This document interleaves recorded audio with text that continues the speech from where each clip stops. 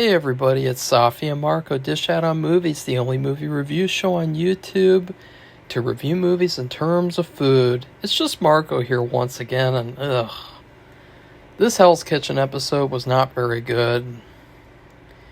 The reason is because instead of feeling like we're in the top 4 at Hell's Kitchen, it felt like we were at the top 4 on MasterChef. Because I just didn't feel the intensity in this episode that I felt last week, and maybe the week before.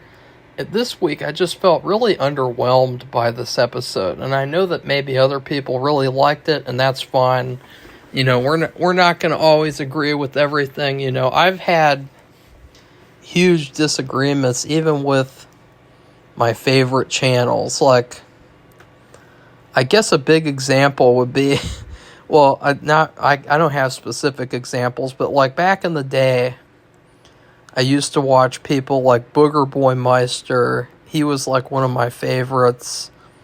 And sometimes the movies he would recommend, and I watched them, and I was like, why did I watch that? There are so many movies like that as a kid. Like, there was this one movie, and it was like a PG-13 movie about these kids who take over a summer camp and take the counselors hostage, and I just was not a fan of that, and I was so disappointed that I wasted my time with that. And this is one of those times, though, where I was disappointed with Hell's Kitchen. I thought that the challenge was kind of fun. For the challenge, they did this fun racing track gimmick game where you got to run with your cart around the slippery track and grab one ingredient per circuit. They didn't really clarify what a circuit was. I just assumed that it was one time around for each ingredient that you want. And so the twist was that everyone's carts had other people's names on them. So I thought that was really fun. That made it extra interesting, and I was really excited to see what would happen. And Carmen was really disappointed that she didn't get her Peruvian pepper paste. And I've got to be honest, I've never had Peruvian pepper paste before. It kind of sounds like something that Carmen is naturally able to make. Like, that's what it sounds like. Like, I don't even know. So and then it was funny too, because when Carmen was looking at her ingredients, she said that she felt like the Irish guy, he's terrible at picking out ingredients, and his wife probably does all the shopping for him. And then it was funny because the other guy, Crybaby Jonathan, he also had terrible ingredients. For the most part. You know, he did have mahi mahi, which was very tropical, because they had to make a tropical themed dish, and it seems like both guys did not really do a good job at picking out tropical themed items. So that was pretty sad that they had to use those, because it would have been interesting to see what those guys originally wanted to do. And you think, like, maybe if they were able to do that, they wouldn't have even gotten anything, you know, because spoiler alert, Jonathan, the crybaby, wins. And maybe if he had his original ingredients and he did what he originally wanted to do, maybe he wouldn't have even won. So it's kind of interesting with that, is how he was able to win, even though he didn't have the ingredients that he wanted. So that was surprising. And the winner, too, this challenge was like a gold mine. You got to win a pop-up restaurant in front of this resort. You got to win a trip to a resort or something, a round trip. And you also got to go on a jet ski trip for a day for the reward of the episode. And then you got a really nice dinner with a friend, and it's like, oh, wow, that is like the best reward of the season so far, I think. You know, even though I don't know about jet skiing, I've never done that before, and all the other stuff sounds really good, so The Irish guy, though, it was really funny because last week his dish was horribly overseasoned. Which, you know, that if Gordon says that the food is overseasoned, it's really overseasoned.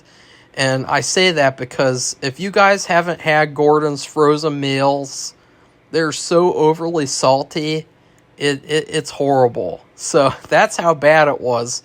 Well, this week, his dish was underseasoned. It was screaming, begging, and crying for seasoning. That was pretty funny. And then, unfortunately, the crybaby Jonathan won the challenge. I'm not really sure which dish looked the best and worst. Because, like, they all looked pretty good, including crybaby Jonathan's. I don't know which one that I would personally want to eat. I guess I just want to eat all of them. Maybe the first one, maybe Sammy's looked the best, because, you know, I like Sammy, so... You know, I'll just say that hers looks the best anyways, because, I mean, I would eat the hell out of that, for sure. And then, of course, crybaby Jonathan picks the Irish guy to go on his reward trip with him, and, you know, this episode was really cringeworthy, the way that, you know, they have this, like, bromance, and you're thinking, this is a competition show. And they have this really strong bromance to the point of where... And now, let's be clear. I don't find a friendship cringeworthy. What I find cringeworthy is the fact that they're in, like, this little clique with each other, and that they're so stuck together. They're basically like a couple. And then also the fact that they have this weird fantasy where they think that they're going to be in the finale together, and they talk about, my dream isn't just to be in the finale, it's also to be standing next to you, and we both get to stand in front of our doors together, and, you know, we get to hold hands, and, you know, grab each other's you-know-whats, and, you know, before we walk out, and it's like, what the hell? Like, just stop! Like, this is so cringe! This is so cringe! Like, seriously, if it was two women, I would be complaining. Like, the fact that, like, they're so overly confident that they're going to be in the finale together, I hate it. I hate it. I hate it. This is a competition show. You can be friends and also be in competition, and it feels like they have this weird fantasy of being in the finale together, and I swear, if they're in the finale together... I'm going to call this season rigged. You know, I'm going to be like, Hell's Kitchen, season 22, rigged. Because, like, Sammy, there's no way Sammy is not making it to the finale. She better win, too. She better beat these douchebags. Like, seriously, like, she is so much better than them. She's been better than them the whole season. I really hope that she destroys them. You know, for Jason, for Heather Graham 2.0, both of those people deserve to be here still. I would say that, as I said before, I wish that it was Heather Graham 2.0 versus Sammy in the finale. That's who I would have picked. So Sammy and Carmen then have to open coconuts up and separate everything and make coconut milk. And I thought... That's not such a bad punishment. That's kind of so what? Like, that sounds like a lot of fun. Like, cracking open coconuts and playing around with coconuts. Like, that sounds fun. That doesn't even sound bad. That doesn't even sound like some of the other terrible punishments that there have been this season. And what do you know? Carmen, her typical mental gymnastics are making her think that it's a good punishment. It's really funny watching her mind work, because you can always see it in her face. Like, that's the funny thing. Like, you know, it's not just like in her head. It's also like you see it in her eyes and her facial expressions. Like when she's in a situation where she should be very upset, instead she's like contemplating, and there's like this mental gymnastics game going on in her brain. and it's telling her, you will be happy at this moment. You will not be upset. You are so much better than everyone else, Carmen. You are a Peruvian chef, and you make Peruvian pepper paste. And is there actually... Because I went to Kroger today. I had to do a lot of shopping. Is there Peruvian pepper paste at my Kroger that I can get? If there is, I will get some, and I will eat it right out of the jar so that I can see what it would be like to taste something of Carmen's, one of her dishes, was what I was trying to say. Peruvian pepper paste. I wasn't even able to find these certain peppers though at Kroger. I needed to get some pimento peppers, which I've never had before, and I need them for this recipe that I'm making. It's a vintage recipe from Jean Harlow, and for some reason they have that at Walmart. They have like little pimento peppers at Walmart, but they don't have them at Kroger. So let's see. There's hot pepper paste. Some good chang. Hot pepper paste. That's not what I'm looking for. They have Bibigo Korean barbecue original marinated sauce. They don't have any. Nope, they don't have it. They don't have it. Why are they putting up mayonnaise? I searched Peruvian pepper paste and I get mayonnaise in the search results. Oh, there's yum yum sauce. I know how to make yum yum sauce myself, but I don't need them to give me that in a jar. Peruvian pepper paste. I mean, what is even in that, too? Like, I know that there's peppers, but what's in Peruvian pepper paste? What makes up Peruvian pepper paste? Here we go. Oh, you can get that at Walmart, too. Isn't that hilarious that, like, you'd think that Kroger would have it all, and what do you know? It's Walmart that has everything that you actually need. Like, it looks really good, too. So I'm going to be getting that. Of course it's at Walmart. Of course. You know, Walmart has Gordon's meals, and it also has Carmen's pepper paste. So anyways, during the dinner service, this is where the episode took a dip for me.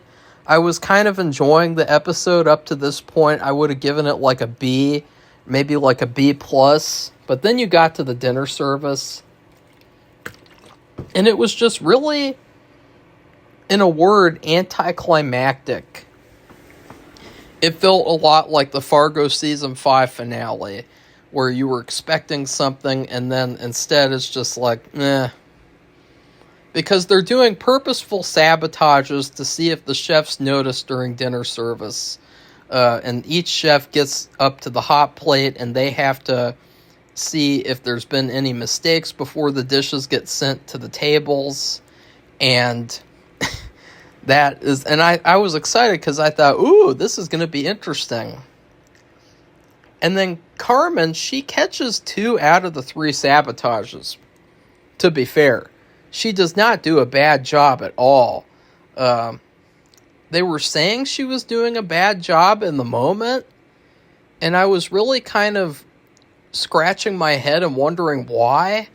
Like, I guess they just didn't like the way that she called out orders or something, but, like, she got 2 out of the 3 sabotages, so it was kind of weird.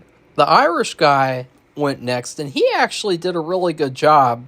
He was very vocal and clear, and he said that he's been practicing, like, calling out orders, and I thought that was kind of cool. So it was kind of good to see him do that, because that's like one of the few moments this whole season where I felt like he deserved to be there.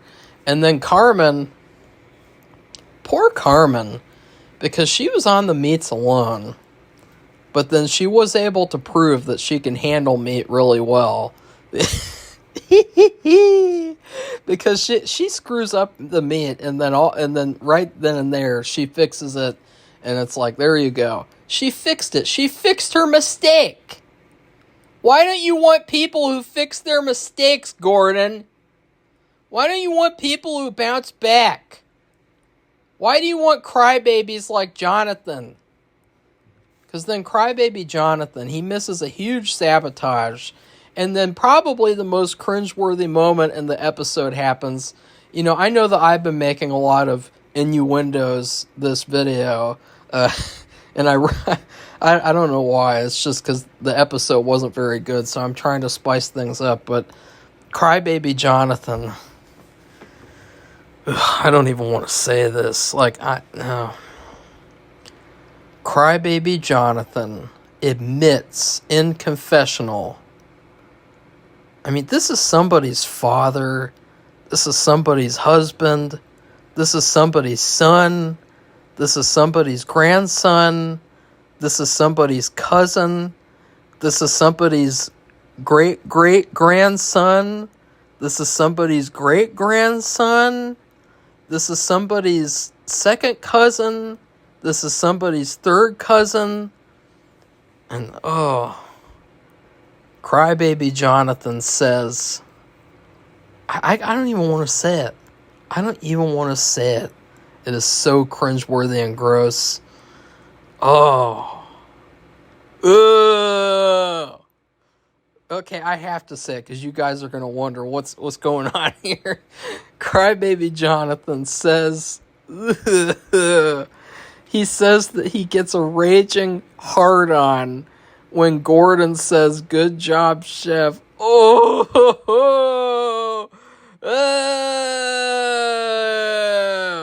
I mean, why would you say that? Ew.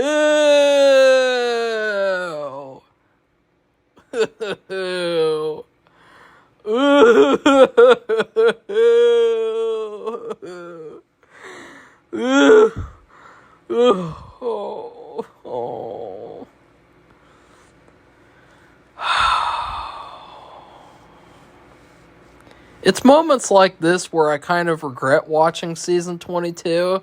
It's moments like this where I think, why would somebody say this on national television?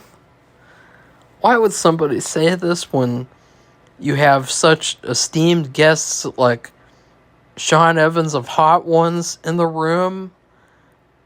And you know that Gordon's probably going to see that too.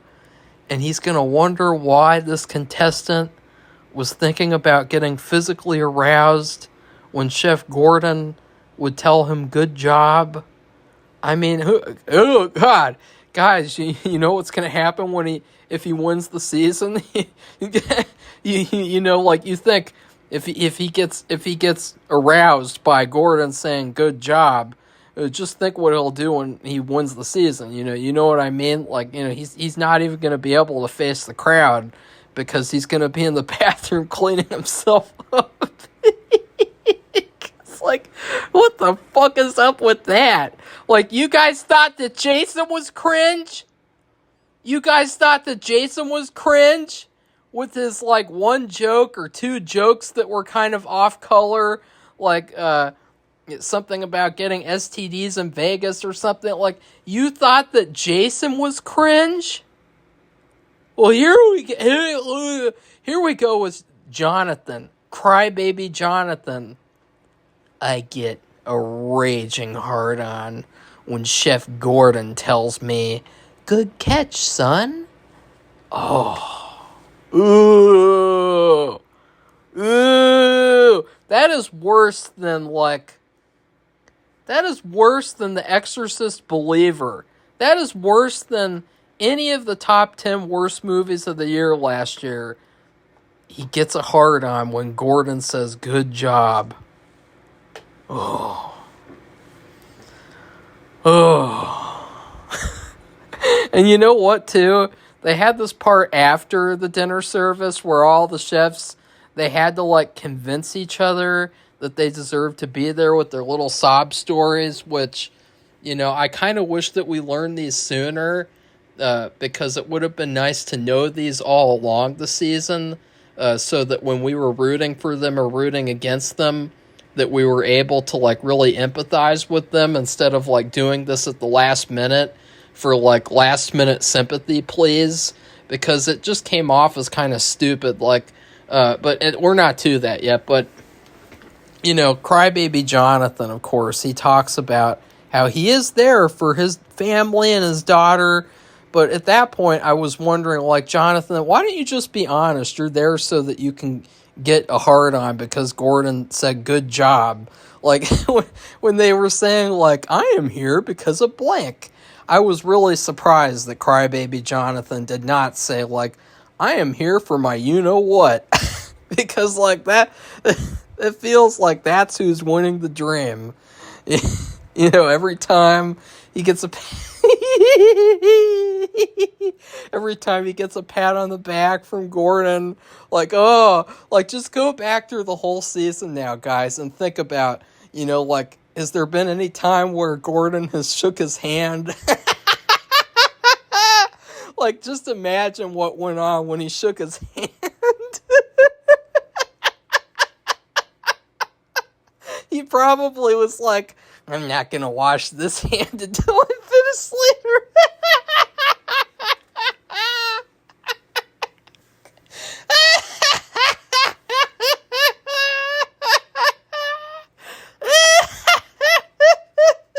Let's just think about all the times that he's handled the food and he takes with the Gordon.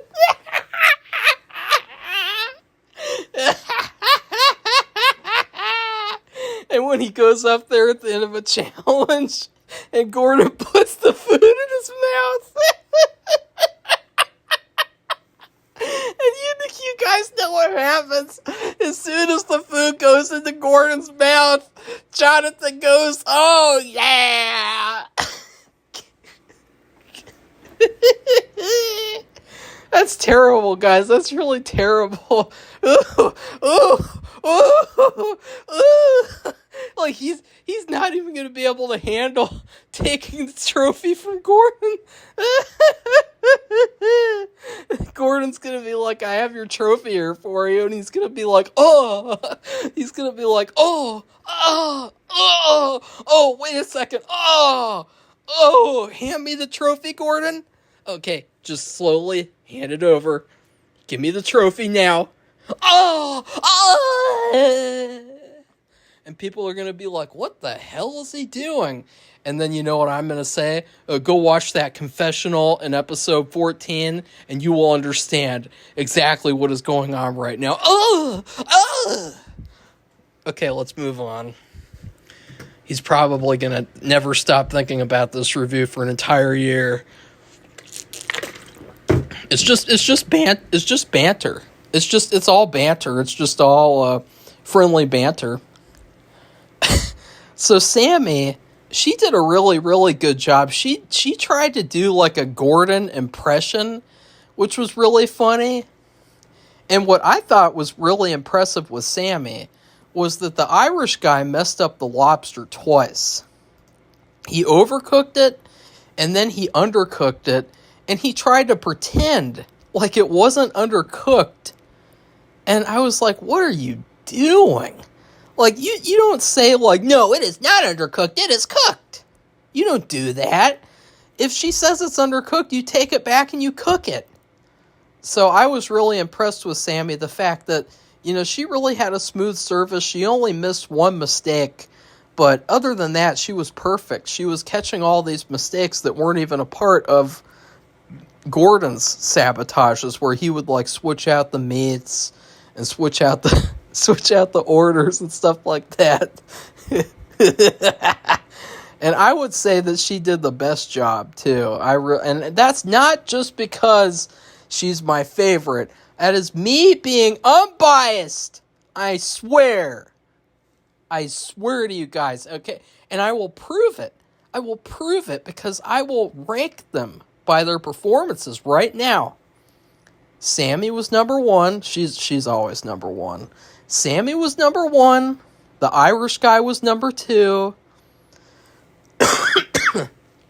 And then the other two, it's kind of a toss-up because, I don't know, I don't like the idea of Gordon's head chef getting physically aroused at him saying good job.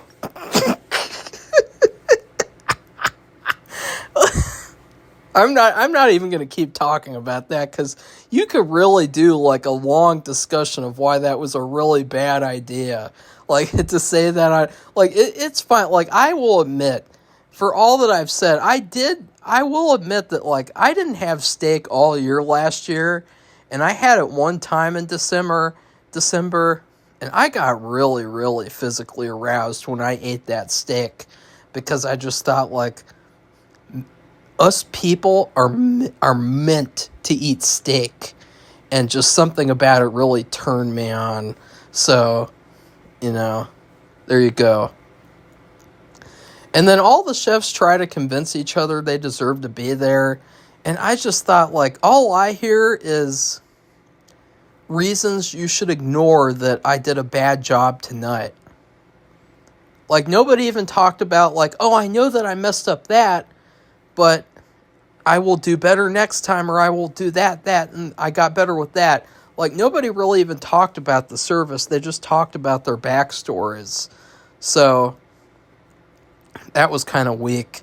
Especially because I didn't even know what that served.